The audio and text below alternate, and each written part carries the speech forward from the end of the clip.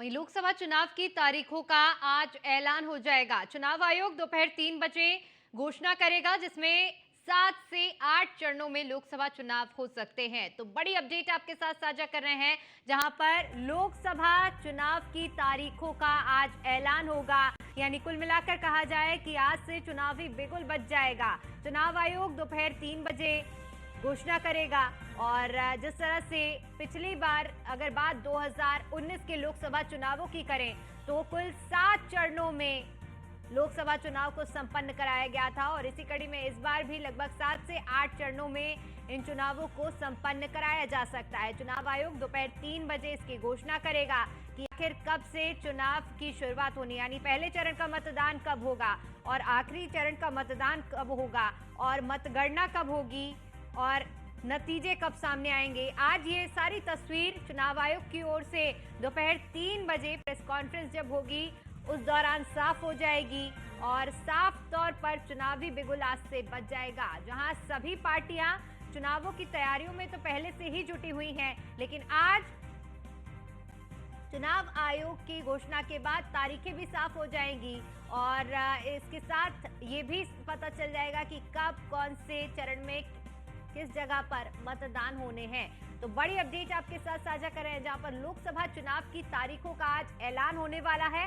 चुनाव आयोग दोपहर 3 बजे इसकी घोषणा करेगा, और ये भी जानकारी सामने आ रही है कि 7 से 8 चरणों में चुनाव हो सकते हैं। 2024 के चुनावी मुद्दे की अगर बात करें तो एनडीए की मोदी की गारंटी, और इंडी गठबंधन की अगर बात करें तो जातीय जनगणना, ये बड़ा मुद्दा।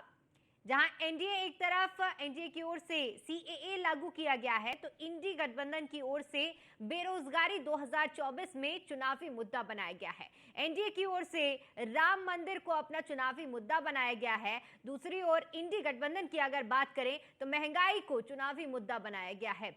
एनडीए की ओर से धारा 370 की बात की जा रही है, तो इंडी गठबंधन एमएसपी पर मुद्दा बना रहा है। वहीं एनडीए मोदी की कूटनीति पर बात कर रहा है, तो इंडी गठबंधन वादा खिलाफी की बात कर रहा है। एनडीए का कहना है कि मोदी का परिवार, और इंडी का कहना है कि ईवीएम हटाओ। एनडीए की ओर से मोदी की गारंटी कही जा रही है, तो वहीं इंडी गठबंधन जातीय जनगणना पर फोकस बना रहा है, 2024 का चुनावी मुद्दा बना रहा है।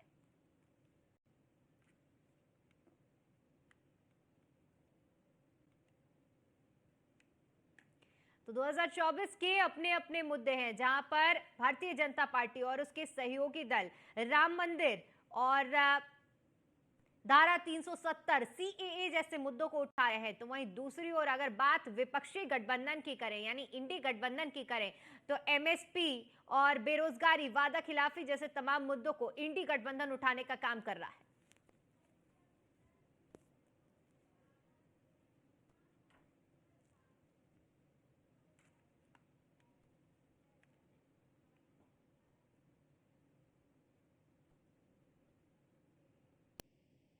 वहीं इसी पर ज्यादा जानकारी के साथ हमारे संवाददाता लखनऊ से स्कंदिता मिश्रा हमारे साथ जुड़ी हुई हैं, और कृष्णा त्यागी हमारे साथ आगरा से जुड़े हुए हैं, सूरज हमारे साथ जुड़े हुए हैं कानपुर से। सबसे पहले स्कंदिता, आपका रुख करना चाहेंगे, आज चुनाव आयोग की ओर से साफ हो जाएगा कि चुनावों की तारीख क्या है, यानी कितने चरण में मतदान होने वाले हैं और कब नतीजे घोषित होंगे। 3 बजे तक का इंतजार है, पिक्चर पूरी क्लियर हो जाएगी।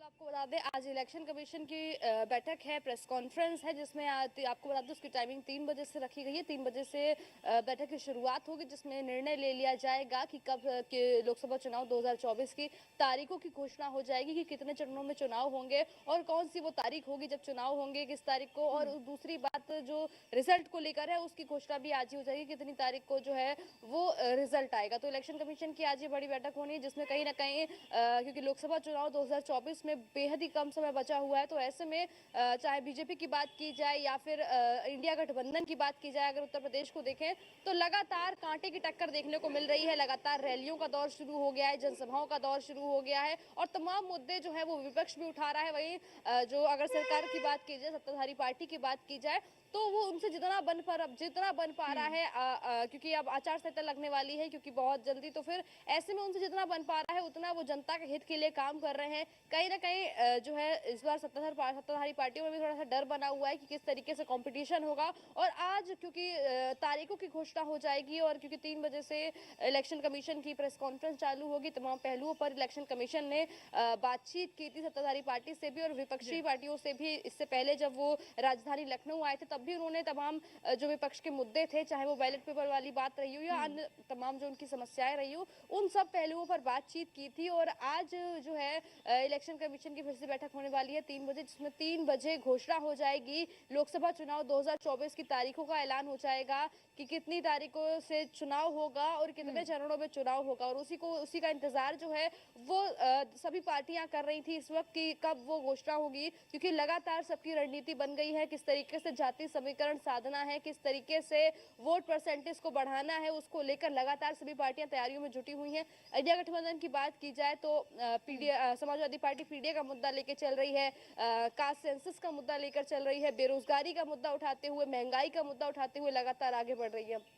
वही अगर बीजेपी की बात की जाए तो जिस तरीके से विपक्ष हमेशा से महंगाई के मुद्दे पर घेरता आया है, तो ऐसे में वो लगातार प्रयास कर रहे हैं कि कैसे पेट्रोल डीजल के दाम कम कर दिए जाएं, जिससे जनता में एक अच्छा मैसेज जाए कि किस तरीके से गैस सिलेंडर के दाम में कमी कर दी जाए तो जनता में अच्छा मैसेज जाए। तो कहीं ना कहीं उत्तर प्रदेश की राजनीति जो है वो काफी ज्यादा दिलचस्प मोड़ ले चुकी है, देखने को मिल रही है कि किस तरीके से सभी लोग जो है लगातार जनता को रुझाने को प्रयास कर रहे हैं। और सभी लोग जो है अपनी अपनी जो रैलियां हैं, अगर विपक्षी गठबंधन की बात की जाए तो सभी बड़े नेता जो है वो एक साथ नजर आ रहे हैं, संयुक्त रैलियां करते हुए नजर आ रहे हैं, जनसभाएं करते हुए नजर आ रहे हैं, सभी राजनीतिक दल कर रहे हैं और उसमें जुटे हुए हैं। सूरज, आपका रुख करना चाहेंगे आज, क्योंकि चुनाव आयोग की ओर से प्रेस कॉन्फ्रेंस होगी, तारीखों का भी ऐलान हो जाएगा, यानी एक माइंडसेट बन जाएगा राजनीतिक दलों का भी और आम लोगों का भी कि आखिर किस डेट में किस जगह पर मतदान होने हैं।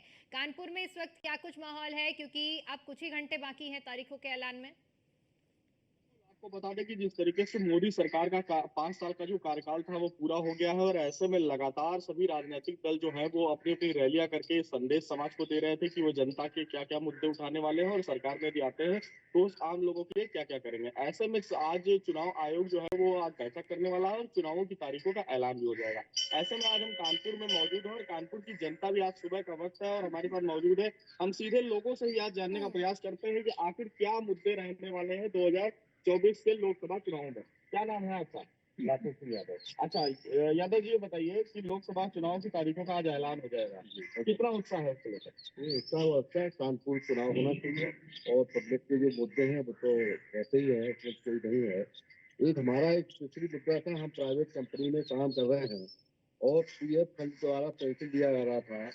मोदी सरकार ने बोला था हम इसको मिनिमम 5,000 रुपए करेंगे, वो आज तक वही है जहाँ खड़े हुए थे, 900 रुपए मिल रहे हैं हमको। बिल्कुल, आपके क्या मुद्दे रहने वाले हैं और कितना उत्साह है लोकसभा चुनाव के लिए? लोकसभा चुनाव होना चाहिए तो अनिवार्य हर पंचवर्षीय में होना भी चाहिए, जिससे कि भविष्य में जो भी सरकार आए, जो हमारे यहाँ की पब्लिक एक्चुअली में हिंदुस्तान की हमारी समझ में जो आता है कि 60% 80% मीडियम और लोअर पब्लिक है, तो मैक्सिमम नीतियां लोअर और मीडियम के हिसाब से बननी चाहिए। ये नहीं 20% के हिसाब से ही देश डेवलप करे और 80% नीचे चला जाए। इसलिए उनकी नीतियां धरातल पे भी मतलब उनका पूर्ण रूप से पालन होना चाहिए। कितना उत्साह है? जैसा कि आपके साथी बता रहे हैं कि 20% से लेकर 80% वालों के लिए भी काम होना चाहिए, आपका क्या कहना है? नहीं, इस बात से मैं पूर्णतः सहमत हूँ, क्योंकि जो भी सरकारें आती हैं इसमें एक तो मध्यम श्रेणी के लिए कोई स्कीम नहीं आती है, नीचे वर्ग के लिए आती है और सुपर लोगों के लिए आती है। मध्यम जो है पिसता जा रहा है महंगाई में, उनके लिए कहीं कोई व्यवस्था नहीं। और मैं तो पेशे से अधिवक्ता हूँ, रोज कमाता हूँ रोज खाता हूँ, लेकिन जो भी सरकारें आती है वो कोई भी अधिवक्ताओं के लिए ना तो कोई चैम्बर की व्यवस्था है, बिल्डिंग बना देंगे लेकिन उनके चैम्बर की व्यवस्था नहीं रहेगी।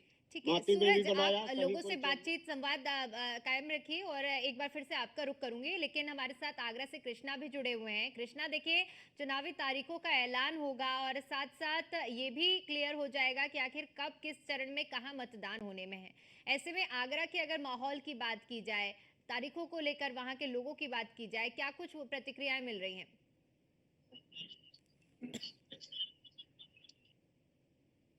सेट हो जाएगा कि इतने तारीख में इतना चुनाव होना है, इतने चरणों में चुनाव होना है। तो सभी हालांकि पार्टियों की बात करें तो पार्टी सभी तैयारियों में जुटी हुई है। और भाजपा की एक खासियत रही है, भाजपा शुरू से ही अपने चुनाव की शुरू से ही तैयारी करते हुए नजर आई है। लेकिन सबसे महत्वपूर्ण बात यह है कि आगरा में इस बार जो चुनाव होगा बहुत ही रोमांचक दिखाई दे रहा है, क्योंकि आगरा में पिछले आगरा की 2 लोकसभा सीट है, दोनों में ही पुराने प्रत्याशियों को वहाँ पर सीट दी गई है। इसके अलावा आगरा में जो अपने लोगों के लिए यहाँ पर विरोध करते हुए दिखाई दे रहे हैं, जैसे फतेहपुर सीकरी की बात करें तो फतेहपुर सीकरी में सांसद बाबूलाल विधायक हैं, उनके पुत्र ने बगावत शुरू कर दी है और तमाम तरह की पंचायत हो रही है, विकास कार्यों को कर या तमाम चीजों को लेकर बात सामने आ रही है। अभी फिलहाल में ही राजकुमार चाहर जो इन्होंने बीकॉम की डिग्री को लेकर भी बड़ा मुद्दा हुआ और तमाम इस तरह की। इसी प्रकार लोकसभा सीट पर जो एससीसी बघेल है, इसको लेकर भी अभी प्रदर्शन दिखाया गया, जहाँ पर पोस्टर की तरह बैनर दिखाई दिए कि मोदी योगी तुमसे बैर नहीं और एससीसी बघेल तेरे खैर नहीं। इस तरह के विरोध प्रदर्शन नजर आ रहे हैं। निश्चित तौर से इसे विपक्ष को भी लगातार फायदा हो सकता है।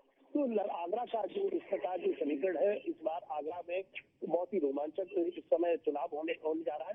तो आगरा की बात करें तो जिस प्रकार और आज जिसे तारीखों का ऐलान होगा, 3 बजे से ही प्रेस कॉन्फ्रेंस के माध्यम से जानकारी होगी और यहाँ पर जितने भी पोस्टर है या तमाम इस तरह की गतिविधियां हैं वो आज से ही शाम से ही चालू हो जाएगी। तो निश्चित तौर से कह सकते हैं कि आगरा में इस बार जो चुनाव की स्थिति बहुत शानदार रहने वाली है और आगरा की में जो फतेहपुर सीकरी की जो सीट है बहुत ही रोमांचक यहाँ पर चुनाव देखने को मिलने वाली है। बिल्कुल। स्कंदिता, देखिए, विपक्ष अपने मुद्दों को लेकर हावी है और अगर सत्ता पक्ष की बात करें तो तमाम ऐसे मुद्दे हैं, चाहे बात राम मंदिर की करें, धारा 370 की करें या फिर हाल ही में लागू हुए सीएए की बात करें, दोनों तरफ से ही अपने अपने मुद्दों को उछाला जा रहा है, जनता को साधने का प्रयास किया जा रहा है। और आज क्योंकि तारीखों का जब ऐलान होगा तो क्योंकि कम समय बचेगा, ऐसे में इन मुद्दों को लेकर और भी ज्यादा तैयारियां तेज भी हो जाएंगी। देखिए, बिल्कुल आपको बता दें, लगातार जनता को रुझाने का प्रयास दोनों ही सभी पार्टियां करती हुई नजर आ रही हैं। चाहे सत्ताधारी पार्टी की बात की जाए या विपक्ष की बात की जाए, इंडिया गठबंधन की बात की जाए, कैसे जनता को रुझाया जाए, कैसे जनता के बीच जाकर अपनी बात रखी जाए, उसको लेकर सभी लोग तैयारियों में जुटे हुए हैं, चाहे वो जनसभाएं हो, रैलियां हो या जैसे भी हो। वहीं अगर आज की बात की जाए तो आज का दिन बेहद खास है, क्योंकि शाम को 3 बजे जो है इलेक्शन कमीशन घोषणा कर देगा तारीखों की, और तारीखों की घोषणा होते ही आचार संहिता लागू हो जाएगी। तो ऐसे में अब प्रचार के लिए बहुत ही कम समय बचा हुआ है। ऐसे में जनता के बीच में कैसे अपनी छाप छोड़ी जाए, उसको लेकर सभी तैयारियों में जुटे हुए हैं। और आपको बता दें, कहीं ना कहीं लोकसभा चुनाव की अगर बात की जाए तो कहीं ना कहीं अनुमान लगाया जा रहा है कि 7 चरणों में जो है वो ये चुनाव होंगे, जिसमें से आपको बता दें तीसरे और दूसरे चरण में जो है वो उत्तर प्रदेश के चुनाव संपन्न कराए जाएंगे। वहीं अगर मतगणना की बात की जाए तो कहीं ना कहीं अंदेशा लगाया जा रहा है कि 15 मई से पहले जो है मतगणना पूरी हो जाएगी और उन्हीं तमाम चीजों का ऐलान जो है वो आज 3 बजे होगा, क्योंकि आज की प्रेस वार्ता जो है काफी ज्यादा महत्वपूर्ण है। इलेक्शन कमीशन में सीई समेत तीनों जो आयुक्त हैं वो मौजूद रहेंगे इस प्रेस कॉन्फ्रेंस में, और इस दौरान जो है वो तारीखों का ऐलान होगा, तारीखों की घोषणा होगी, साथ ही कब मतगणना होगी। कहीं ना कहीं लग रहा है कि 15 मई से पहले जो है वो मतगणना संपन्न हो जाएगी। तो अब बेहद ही कम समय बचा हुआ है, क्योंकि मार्च का महीना जो है वो लगभग जाने को है। तो ऐसे में चाहे सत्ताधारी पार्टी हो या इंडिया गठबंधन की बात की जाए, दोनों ही के पास बेहद कम समय बचा हुआ है। किस तरीके से जनता के बीच अपनी छाप छोड़ी जाए। अगर सत्ताधारी पार्टियों की बात की जाए तो उनके जो भी अभी मुद्दे रहे, जैसे कि अभी आपने भी बताया राम मंदिर हो, आर्टिकल 370 हो या सीएए को मुद्दा हो, वो लगातार अपने मुद्दों को उछालते हुए नजर आ रहे हैं। जो उन्होंने पहले कार्य किए हैं जनहित में, उनको भी बढ़ चढ़ के आगे दिखा रहे हैं, और जो नहीं कर पाए हैं वो जल्द से जल्द कर रहे हैं। अगर महंगाई की बात की जाए तो पेट्रोल डीजल पे 2 रुपए कम हो रहे हैं, सिलेंडर पर 100 रुपए कम करती हुई सत्ताधारी पार्टियां नजर आ रही है।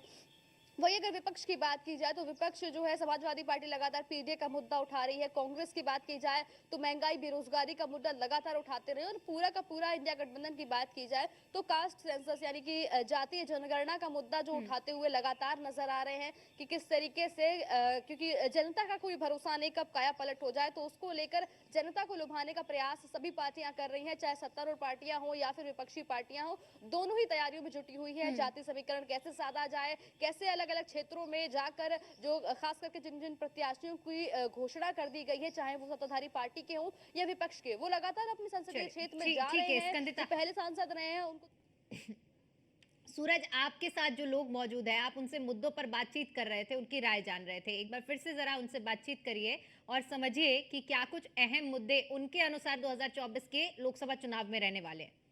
जी बिल्कुल, जैसा कि आपको बता दें कि अब कल तकरीबन 3 बजे दोपहर में आज प्रेस कॉन्फ्रेंस जो है वो चुनाव आयोग करने वाला है। ऐसे में आम जनता जो है वो इस चुनाव को लेकर अति उत्साहित नजर आ रही है, क्योंकि आज के बाद कई सारे, जैसे ही देश भर में आदर्श आचार संहिता लागू होगी, कई सारे बदलाव देखने को मिलेंगे। पुलिस प्रशासन के साथ साथ जो जिला प्रशासन।